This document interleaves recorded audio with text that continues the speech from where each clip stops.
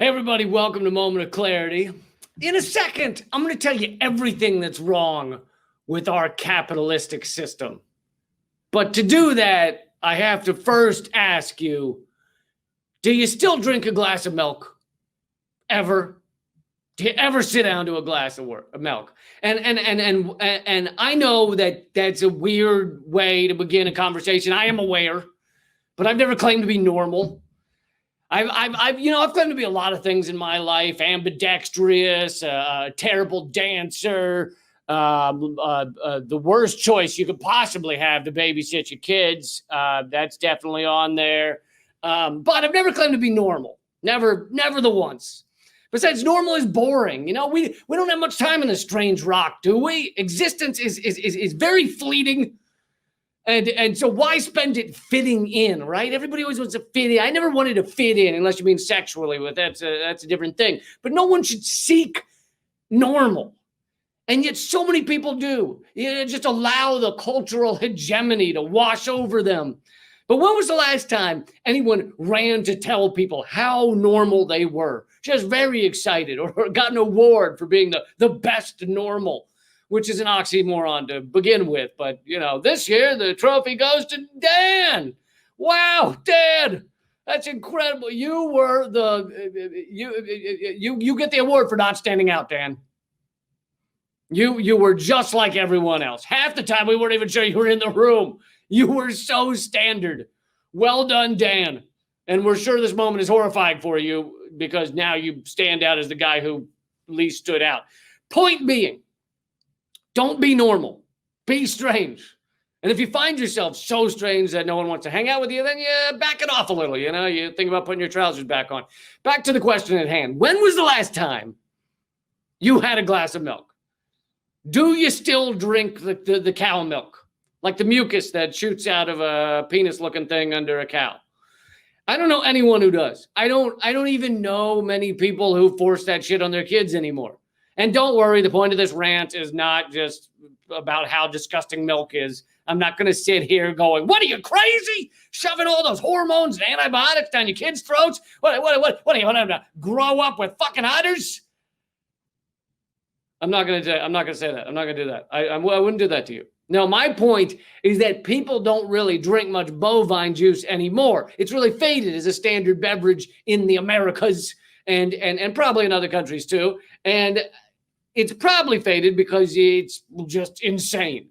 But also because there are so many other options of things to drink that don't squirt out of a hooved animal. There's almond milk, or really almond juice. There's soy juice and cashew juice and rice juice, which is called Rice Dream for some fucking reason.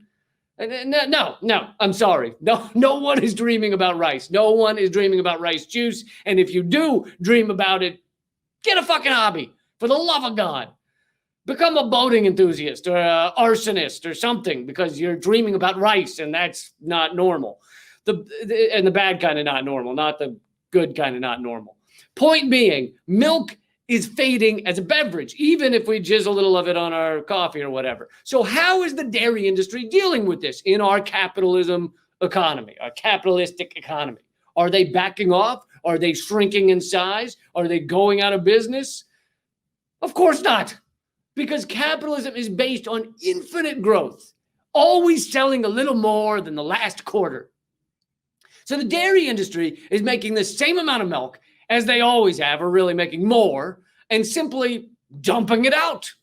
I'm not kidding. There are roughly 9 million dairy cows in America, and it's not uncommon to simply dump millions of gallons of extra bovine juice out. Here's a quote from the Wall Street Journal a few years ago. Quote, "More than 43 million gallons worth of milk were dumped in fields, manure lagoons, or animal feed, or have been lost on truck routes or discarded at plants in the first 8 months of 2016, according to data from the U.S. Department of Agriculture." And that's just a regular year. Sometimes they make a bunch of overstocked milk and they turn it into cheese. And here's another quote. At the start of 2019, the U.S. reached a record high milk surplus, resulting in 1.4 billion pounds of unwanted cheese. But then that cheese is also just thrown away. People love to act like our market economy, our capitalistic economy creates so much efficiency and just runs things just perfectly, right? It's doing so well because of our amazing economy. Are you kidding? It's set up like the invisible hand of the free market belongs to a drunk evil villain with his other hand just slowly petting a hairless cat. Milk lagoons, billions of pounds of warehoused cheese. Sounds like an evening at Marlon Brando's house in the 1990s. This is phenomenally wasteful. So why do they keep creating this much dairy if they know people don't want it, if they know they can't sell it? Because our government is subsidizing it. Here's from BlueHorizon.com. Quote, even just a few years ago, the government still granted the sector an unbelievable $22 billion in aid, which helped make up 73% of dairy farmers' marketplace, quote unquote, earnings. This isn't exclusive to the US. The EU subsidizes meat and dairy farms with an estimated 24 billion pounds, nearly a fifth of the EU budget in taxpayer money, unquote. Yes, our taxpayer dollars fund the milk that is then dumped into lagoons, thereby funding the tortured existence of millions of factory farm cows so they can produce the meaningless milk so that we can dump it out. Why pump the dairy industry full of meaningless subsidies? Because our government is owned, bought off by big ag, along with big pharma and big weapons and big banks and probably big Chia Pet and all kinds of things.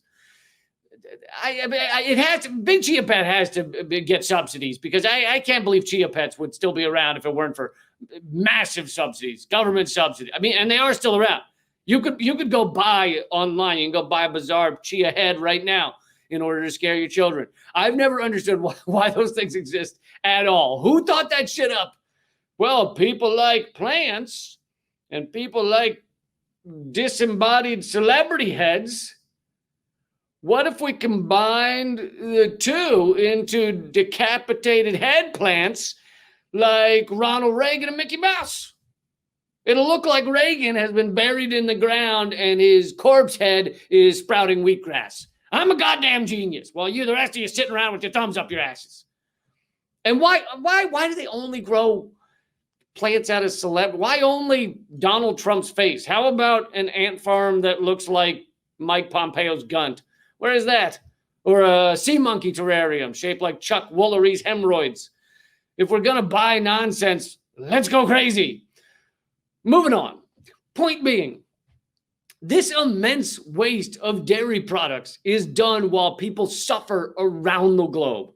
There are people without food, without clean water, without shelter, without clothing. And while they probably don't want stupid cow juice, I assume they'd take it if that's all we were offering.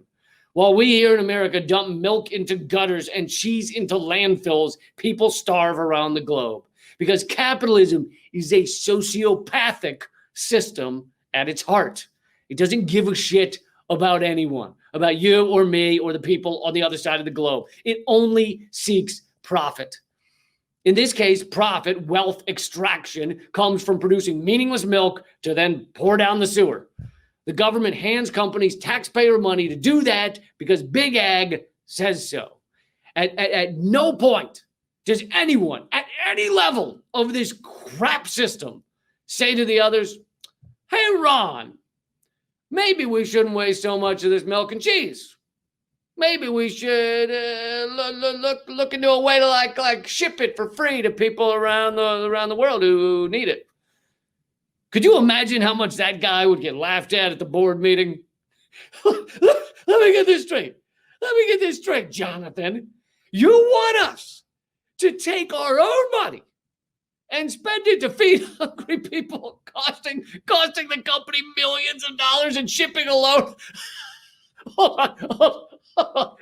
Yeah, I'm sure the investors will love that. Next, you're going to tell us we shouldn't abuse the torture the cows their entire lives because it hurts their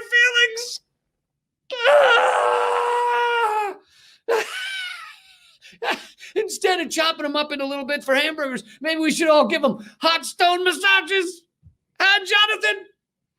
That's what it would look like. I'm pretty certain of it. And it gets even worse. A 2003 study covered by The Guardian found that, quote, each head of cattle in Europe gets a subsidy from the taxpayer worth $2.20 a day at a time when half the world's population, 3 billion people in all, scrapes by on an income of less than that. Let me repeat that. The cows in Europe get paid more by the taxpayers than the average daily wage of half the world's population. And I'm sure those numbers are even higher now that it's 17 years later. Point being, it's time to start crying over spilt milk because it represents everything that's wrong with this system. That's been your moment of clarity. Hope it put some pieces into place for you. I do these almost every single day, except sometimes, and you can get them always at leecamp.com. Head on over there. Please share them. Please click the thumbs up and subscribe and everything. And if you're watching this on the Redacted Tonight YouTube channel or one of the other ones, please go subscribe at youtube.com/moment of clarity. That channel is less suppressed. All right, everybody, keep fighting. Oh, and I'm doing a live stream Sunday, 8 p.m. Eastern with Eleanor Goldfield. We'll be doing an hour at 8 p.m. Eastern only at youtube.com/moment of clarity. All right, see you soon.